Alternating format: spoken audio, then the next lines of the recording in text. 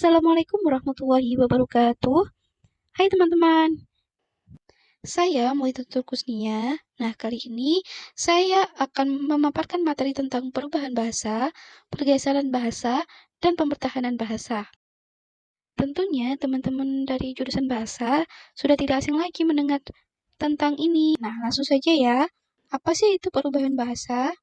Hakikat perubahan bahasa menurut Wordorf pada tahun 1990, perubahan bahasa itu tidak dapat diamati, sebab perubahan itu sudah menjadi sifat hakiki bahasa, berlangsung dalam waktu yang relatif lama, sehingga tidak mungkin diobservasi oleh seorang dalam waktu yang terbatas.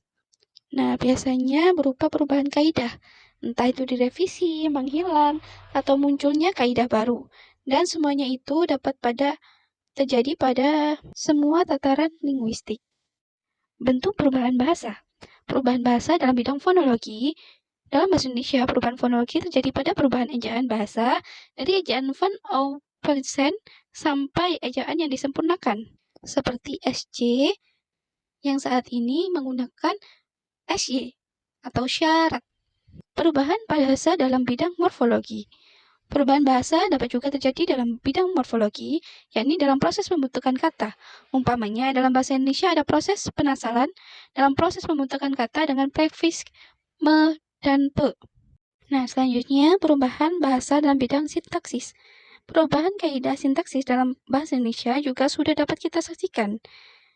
Umpamanya, menurut kaidah sintaksis yang berlaku, sebuah kalimat aktif transitif harus selalu mempunyai objek. Nah, di sini setiap kata kerja aktif transitif banyak yang tidak dilengkapi objek. Seperti kalimat prestasinya sangat membanggakan. Nah, kata kerja aktif transitif pada kalimat seperti di atas menurut kaidah yang berlaku harus diberi objek. Tetapi pada contoh di atas tidak ada objeknya. D. Perubahan bahasa dalam bidang kosakata. Perubahan bahasa yang paling mudah diteliti adalah pada bidang kosakata. Perubahan kosakata dapat berarti bertambahnya kosakata baru, hilangnya kosakata lama, dan berubahnya makna kata.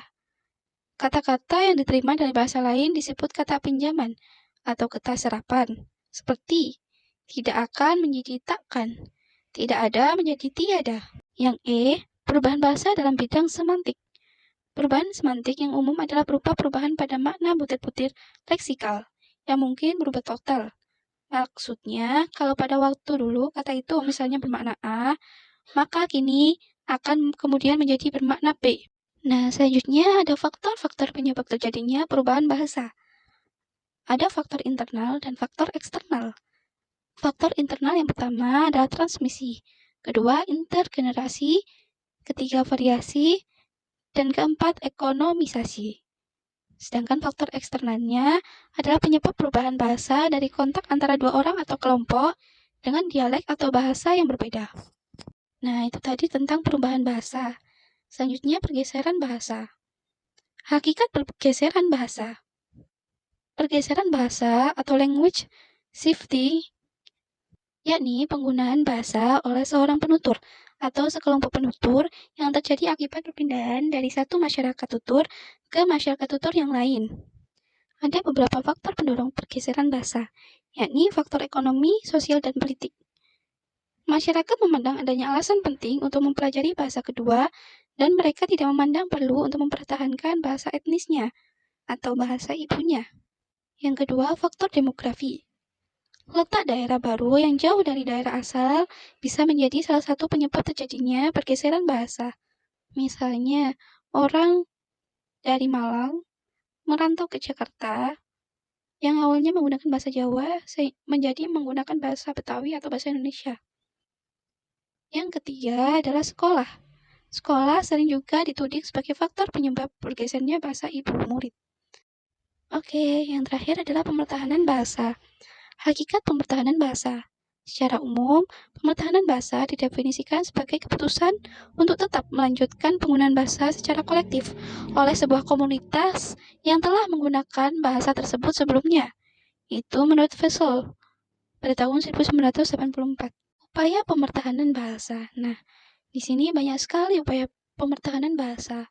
Salah satu upayanya adalah memunculkan rasa bangga terhadap bahasa Indonesia atau bahasa ibu sebagai bahasa nasional.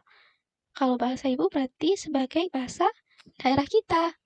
Nah, sudah seharusnya kita bangga terhadap bahasa kita sendiri. Nah, kita juga harus menerapkan sifat disiplin pada penggunaan bahasa. Hal itu bisa kita upayakan ketika di rumah maupun di sekolah. Dan yang terakhir, upaya tersebut bisa dilakukan dengan digitalisasi bahasa, seperti yang sudah dilakukan oleh teman-teman kita. Nah, baik itu tadi paparan materi dari saya. Kurang lebihnya, saya mohon maaf. Wassalamualaikum warahmatullahi wabarakatuh, dan terima kasih.